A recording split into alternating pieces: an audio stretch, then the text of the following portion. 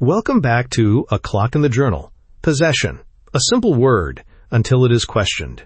A thing held in one hand, claimed by another. And somewhere in between a decision waits. He does not rush. He studies.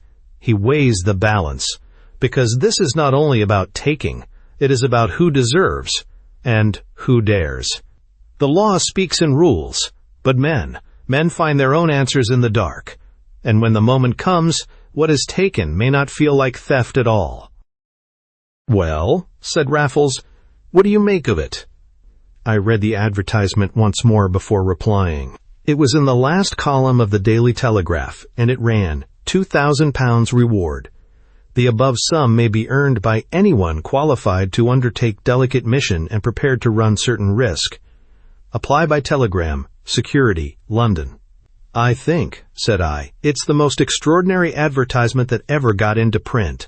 Raffles smiled. "Not quite all that, Bunny. Still, extraordinary enough, I grant you. Look at the figure. It is certainly large. And the mission, and the risk. Yes, the combination is frank, to say the least of it. But the really original point is requiring applications by telegram to a telegraphic address. There's something in the fellow who thought of that, and something in his game. With one word he chokes off the million who answer an advertisement every day, when they can raise the stamp. My answer cost me $5, Bob, but then I prepaid another." "You don't mean to say that you've applied?" "Rather," said Raffles. "I want £2,000 as much as any man." "Put your own name?" "Well, no, Bunny, I didn't. In point of fact, I smell something interesting and illegal, and you know what a cautious chap I am. I signed myself Glasspool, care of Hickey, 38 Conduit Street. That's my tailor. And after sending the wire, I went round and told him what to expect. He promised to send the reply along the moment it came. I shouldn't be surprised if that's it." And he was gone before a double knock on the outer door had done ringing through the rooms, to return next minute with an open telegram and a face full of news. "What do you think?" said he. "Security's that fellow Addenbrooke, the police court lawyer, and he wants to see me instanter." "Do you know him, then?" "Merely by repute." "I only hope he doesn't know me. He's the chap who got 6 weeks for sailing too close to the wind in the Sutton-Wilmer case. Everybody wondered why he wasn't struck off the rolls. Instead of that, he's got a first-rate practice on the seamy side, and every blackguard with half a case takes it straight to Bennett Addenbrooke. He's probably the one man who would have the cheek to put in an advertisement like that, and the one man who could do it without exciting suspicion. It's simply in his line. But you may be sure there's something shady at the bottom of it. The odd thing is that I have long made up my mind to go to Addenbrooke myself if accidents should happen." "And you're going to him now?" "This minute," said Raffles, brushing his hat. "And so are you." "But I came in to drag you out to lunch." "You shall lunch with me when we've seen this fellow. Come on, Bunny, and we'll choose your name on the way. Mine's Glasspool, and don't you forget it." Mr. Bennett Addenbrooke occupied substantial offices in Wellington Street, Strand, and was out when we arrived. But he had only just gone over the way to the court, and 5 minutes sufficed to produce a brisk, fresh-colored, resolute-looking man with a very confident, rather festive air, and black eyes that opened wide at the sight of Raffles. "Mr. Glasspool?" exclaimed the lawyer. "My name," said Raffles, with dry effrontery. "Not up at Lord's, however," said the other slyly. "My dear sir, I have seen you take far too many wickets to make any mistake." For a single moment Raffles looked venomous. Then he shrugged and smiled, and the smile grew into a little cynical chuckle. "So you have bowled me out in my turn," said he. "Well, I don't think there's anything to explain. I am harder up than I wish to admit under my own name, that's all, and I want that £1,000 reward." "2,000, said the solicitor. "And the man who is not above an alias happens to be just the sort of man I want. So don't let that worry you, my dear sir. The matter, however, is of a strictly private and confidential character." And he looked very hard at me. "Quite so," said Raffles. "But there was something about a risk. A certain risk is involved." "Then surely 3 heads will be better than 2. I said I wanted that £1,000. My friend here wants the other. We are both cursedly hard up, and we go into this thing together or not at all. Must you have his name too? I should give him my real one, Bunny. Mr. Addenbrooke raised his eyebrows over the card I found for him. Then he drummed upon it with his fingernail, and his embarrassment expressed itself in a puzzled smile. The fact is, I find myself in a difficulty, he confessed at last. Yours is the first reply I have received. People who can afford to send long telegrams don't rush to the advertisements in the Daily Telegraph. But, on the other hand, I was not quite prepared to hear from men like yourselves. Candidly, and on consideration, I am not sure that you are the stamp of men for me, men who belong to good clubs. I rather intended to appeal to the, adventurous classes. We are adventurers, said Raffles gravely. But you respect the law? The black eyes gleamed shrewdly. We are not professional rogues, if that's what you mean, said Raffles, smiling. But on our beam ends we are. We would do a good deal for £1,000 apiece, eh, Bunny? Anything, I murmured. The solicitor rapped his desk. I'll tell you what I want you to do. You can but refuse. It's illegal, but it's illegality in a good cause. That's the risk, and my client is prepared to pay for it. He will pay for the attempt in case of failure.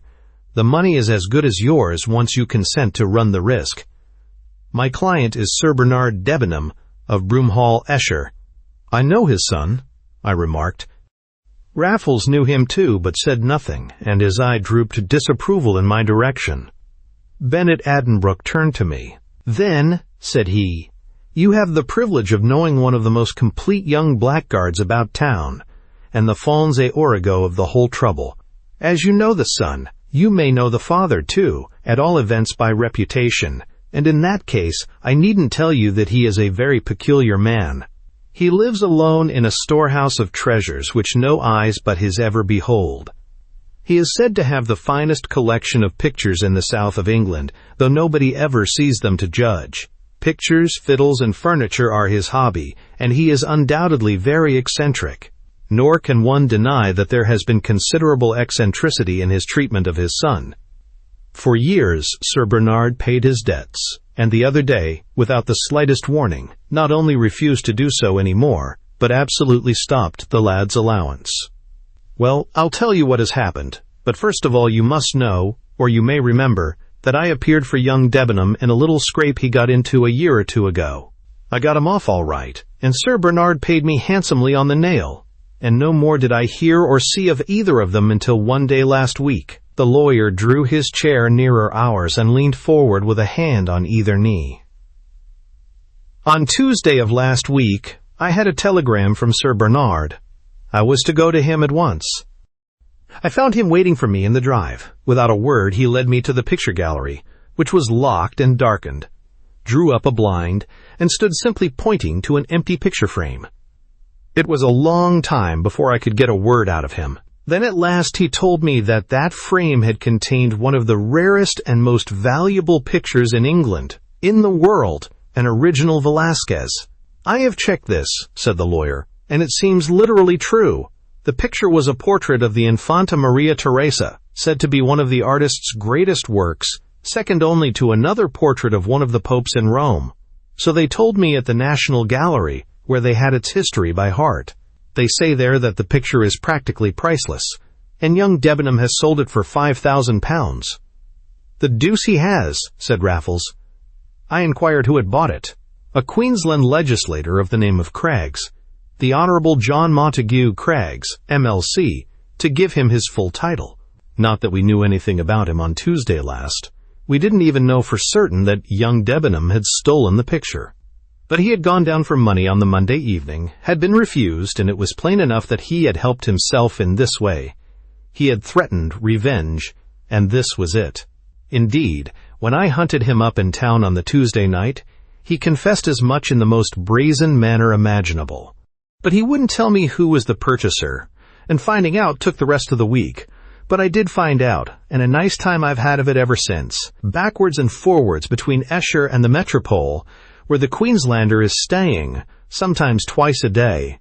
Threats, offers, prayers, entreaties, not one of them a bit of good. "But," said Raffles, "surely it's a clear case.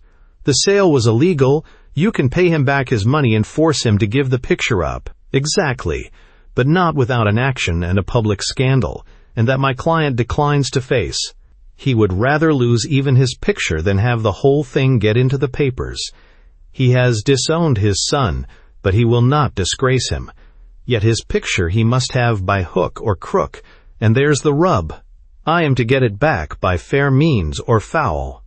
He gives me carte blanche in the matter, and, I verily believe, would throw in a blank check if asked. He offered one to the Queenslander, but Cragg simply tore it in two.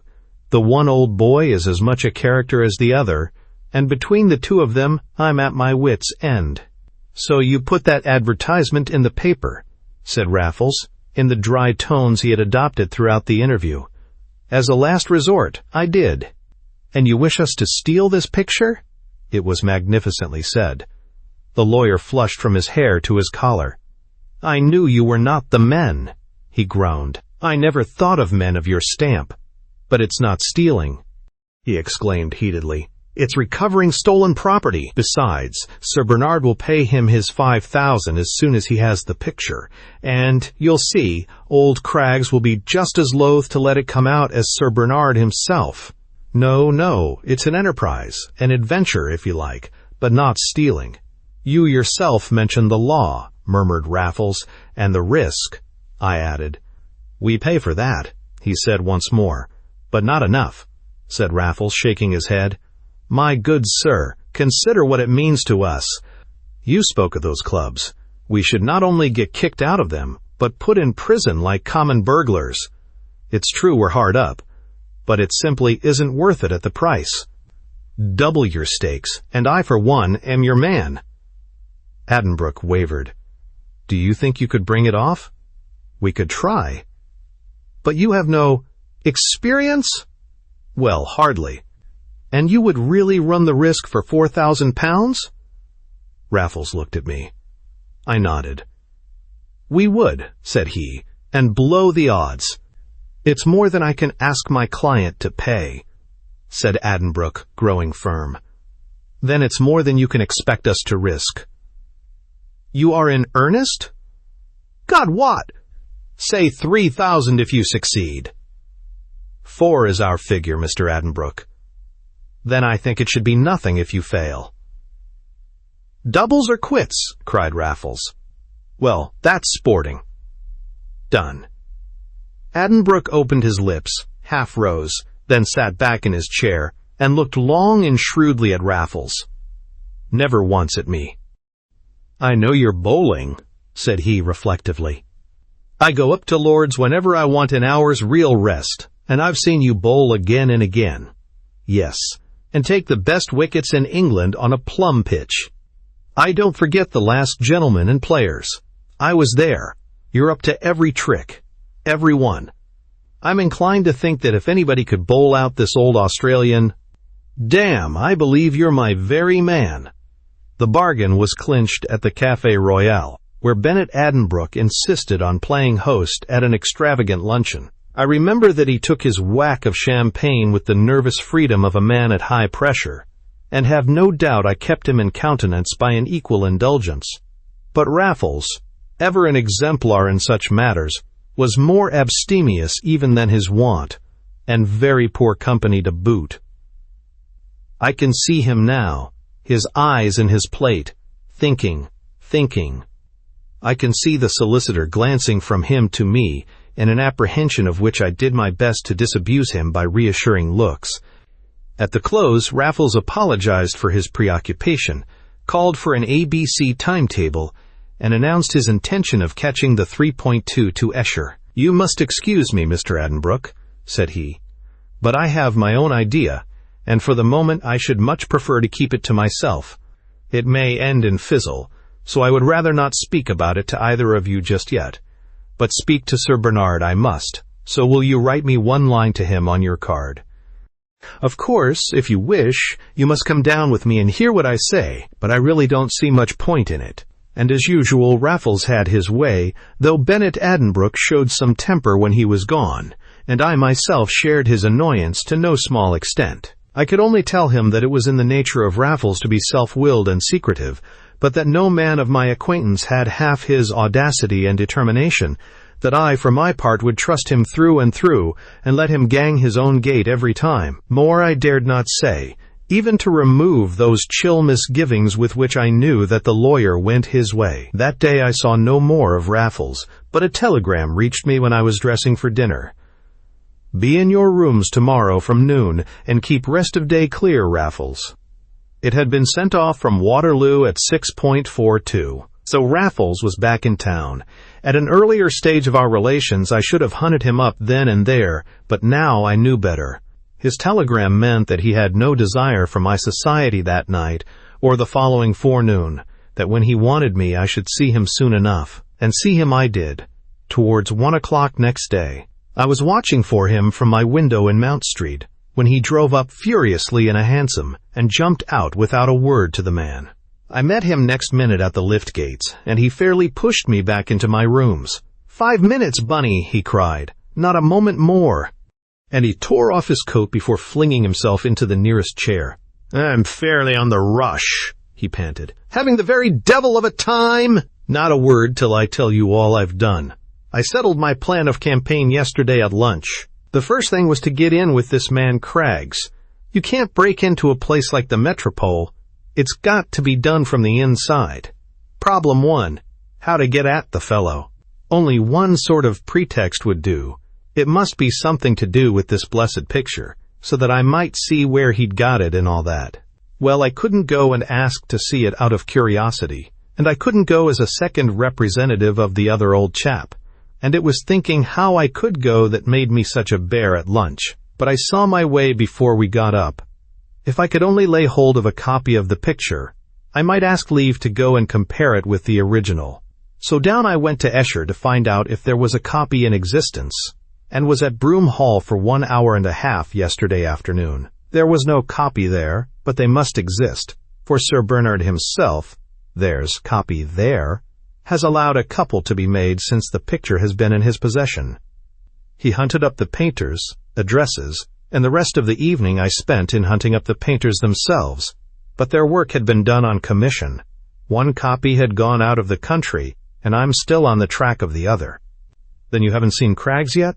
Seen him and made friends with him, and if possible, he's the funnier old cuss of the two, but you should study 'em both. I took the bull by the horns this morning, went in and lied like Ananias, and it was just as well I did. The old ruffian sails for Australia by tomorrow's boat.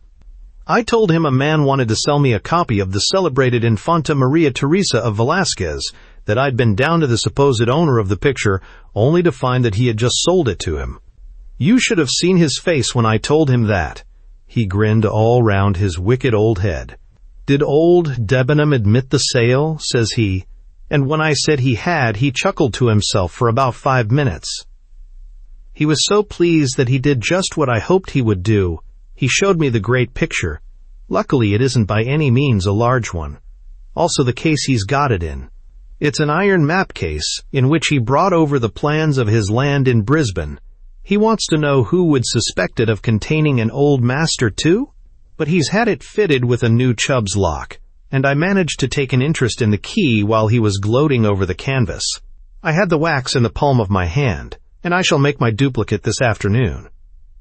Raffles looked at his watch and jumped up, saying he had given me a minute too much. "By the way," he added, "you've got to dine with him at the Metropole tonight." "I?" "Yes. Don't look so scared. Both of us are invited. I swore you were dining with me."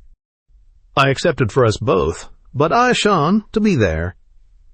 His clear eye was upon me, bright with meaning and with mischief. I implored him to tell me what his meaning was. "You will dine in his private sitting room," said Raffles. "It adjoins his bedroom. You must keep him sitting as long as possible, Bunny, and talking all the time." In a flash I saw his plan. "You're going for the picture while we're at dinner?" "I am." "If he hears you—" "He shan't he!" "But if he does—" and I fairly trembled at the thought.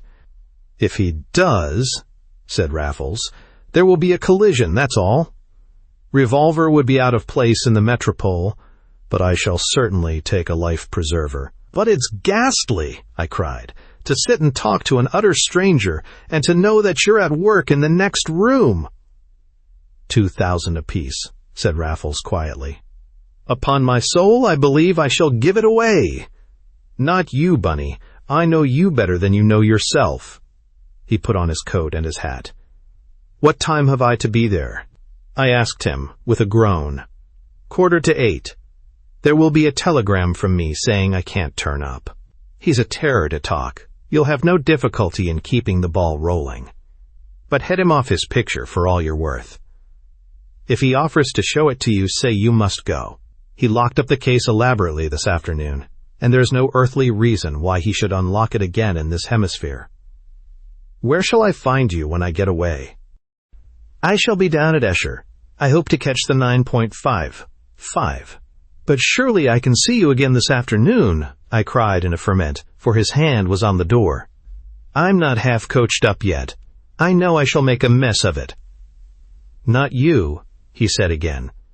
But I shall if I waste any more time. I've got a deuce of a lot of rushing about to do yet. You won't find me at my rooms. Why not come down to Esher yourself by the last train? That's it. Down you come with the latest news. I'll tell old Debenham to expect you. He shall give us both a bed. By Jove. He won't be able to do us too well if he's got his picture. If! I groaned as he nodded his adieu, and he left me limp with apprehension, sick with fear, in a perfectly pitiable condition of pure stage fright. For, after all, I had only to act my part, unless Raffles failed where he never did fail, unless Raffles the neat and noiseless was for once clumsy and inept. All I had to do was indeed to smile and be a villain. I practiced that smile half the afternoon. I rehearsed putative parts in hypothetical conversations. I got up stories. I dipped in a book on Queensland at the club. And at last it was 7:45, and I was making my bow to a somewhat elderly man with a small bald head and a retreating brow. So you're Mr. Raffles' friend, said he, overhauling me rather rudely with his light small eyes. Seen anything of him? Expected him early to show me something, but he's never come. No more, evidently, had his telegram, and my troubles were beginning early. I said I had not seen Raffles since 1 o'clock, telling the truth with unction while I could. Even as we spoke, there came a knock at the door. It was the telegram at last, and after reading it himself, the Queenslander handed it to me. Called out of town, he grumbled. Sudden illness of near relative. What near relatives has he got? I knew of none, and for an instant I quailed before the perils of invention. Then I replied that I had never met any of his people, and again felt fortified by my veracity. Thought you were bosom pals, said he, with, as I imagined, a gleam of suspicion in his crafty little eyes. Only in town, said I. I've never been to his place. Well, he growled, I suppose it can't be helped. Don't know why he couldn't come and have his dinner first. Like to see the deathbed I'd go to without my dinner. It's a full-skin billet if you ask me. Well, must just dine without him, and he'll have to buy his pig in a poke after all. Mind touching that bell? Suppose you know what he came to see me about. Sorry I shan't, two-way see him again, for his own sake. I liked Raffles, took to him amazingly. He's a cynic. Like cynics. One myself, rank bad form of his mother or his aunt, and I hope she will go and kick the bucket. I connect these specimens of his conversation, though they were doubtless detached at the time, and interspersed with remarks of mine here and there. They filled the interval until dinner was served, and they gave me an impression of the man which is every subsequent utterance confirmed. It was an impression which did away with all remorse for my treacherous presence at his table. He was that terrible type, the silly cynic, his aim a caustic commentary on all things and all men, his achievement mere vulgar irreverence and unintelligent scorn. Ill-bred and ill-informed, he had, on his own showing, fluked into fortune on a rise in land. Yet cunning he possessed, as well as malice, and he chuckled till he choked over the misfortunes of less astute speculators in the same boom. Even now I cannot feel much compunction for my behavior by the Honorable J. M. Craggs, M.L.C. But never shall I forget the private agonies of the situation, the listening to my host with one ear and for Raffles with the other. Once I heard him, though the rooms were not divided by the old-fashioned folding doors, and though the door that did divide them was not only shut but richly curtained, I could have sworn I heard him once. I spilt my wine and laughed at the top of my voice at some coarse sally of my host's, and I heard nothing more, though my ears were on the strain. But later, to my horror, when the waiter had finally withdrawn, Craggs himself sprang up and rushed to his bedroom without a word. I sat like stone till he returned. "Thought I heard a door go," he said. "Must have been mistaken. Imagination gave me quite a turn." "Raffles tell you priceless treasure I got in there?" It was the picture at last. Up to this point I had kept him to Queensland and the making of his pile. I tried to get him back there now, but in vain. He was reminded of his great ill-gotten possession. I said that Raffles had just mentioned it, and that set him off. With the confidential garrulity of a man who has dined too well, he plunged into his darling topic, and I looked past him at the clock. It was only 9:45. In common decency I could not go yet, so there I sat, we were still at port, and learnt what had originally fired my host's ambition to possess what he was pleased to call a real, genuine, twin-screw, double-funneled, copper-bottomed old master. It was to go one better than some rival legislator of pictorial proclivities. But even an epitome of his monologue would be so much weariness.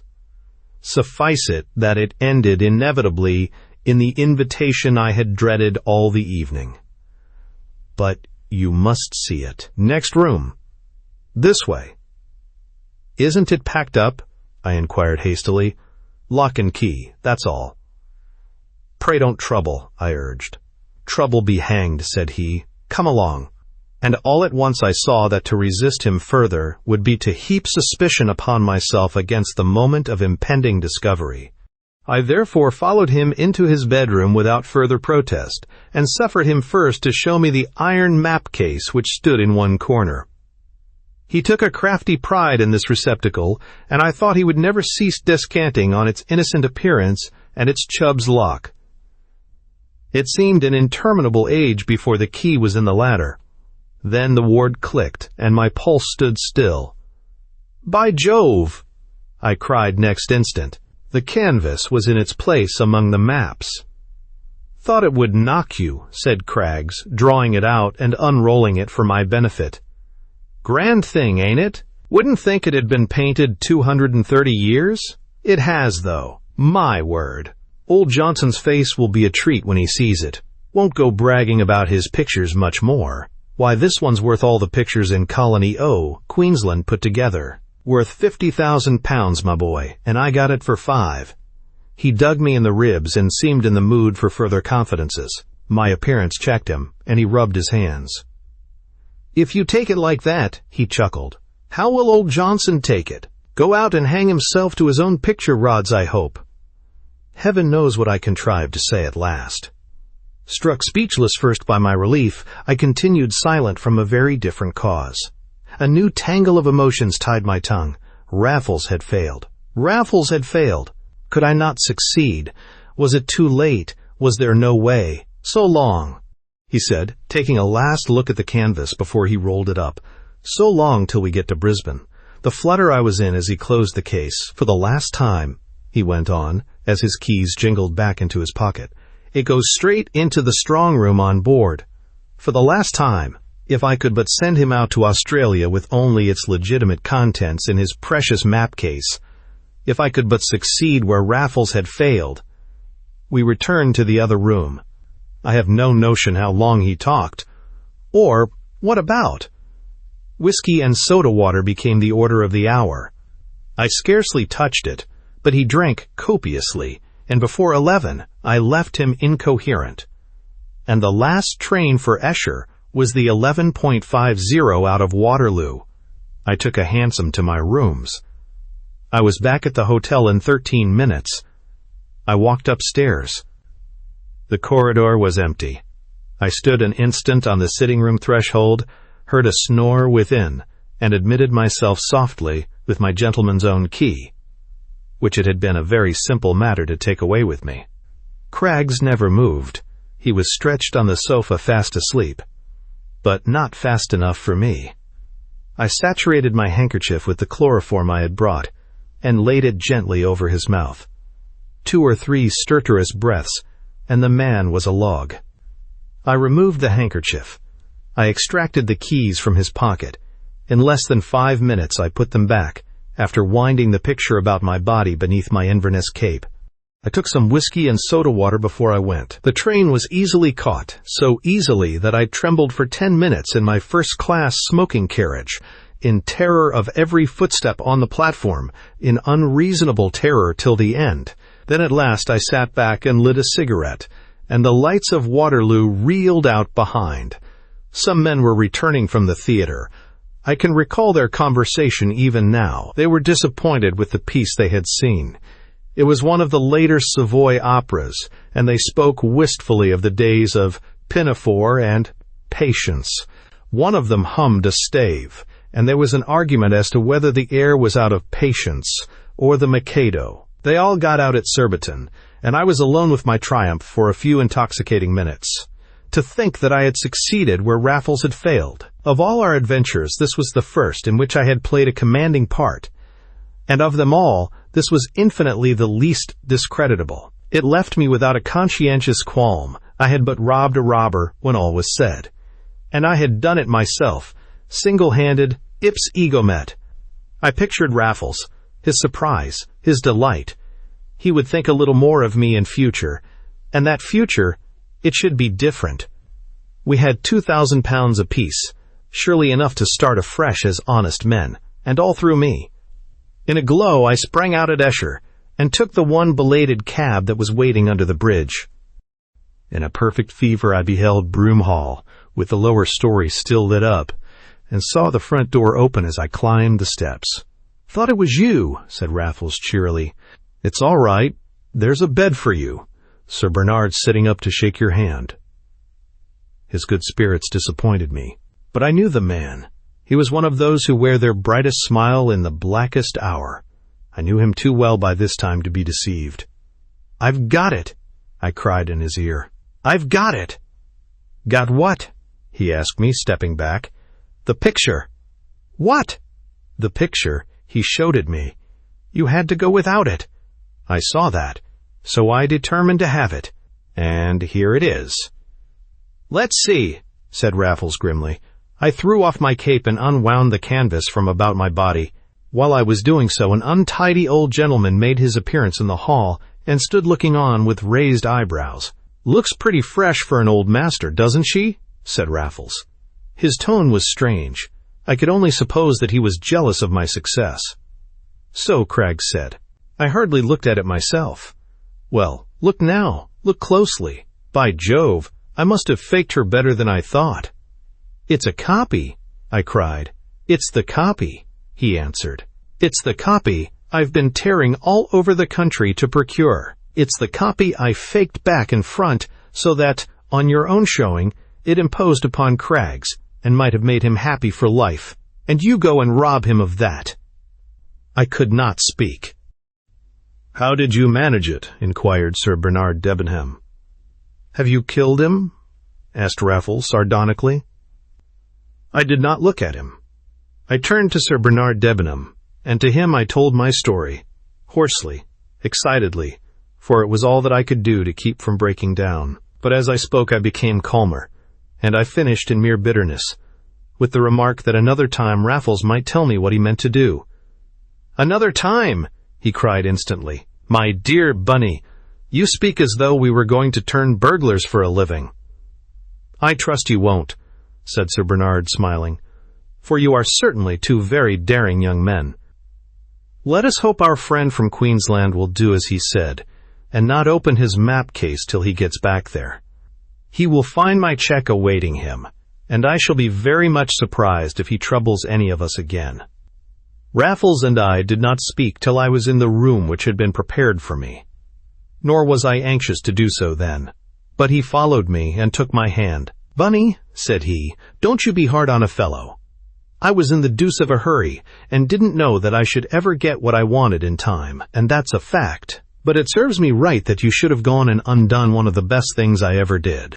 As for your handiwork, old chap, you won't mind my saying that I didn't think you had it in you. In future, don't talk to me about the future," I cried. "I hate the whole thing. I'm going to chuck it up." "So am I," said Raffles. "When I've made my pile,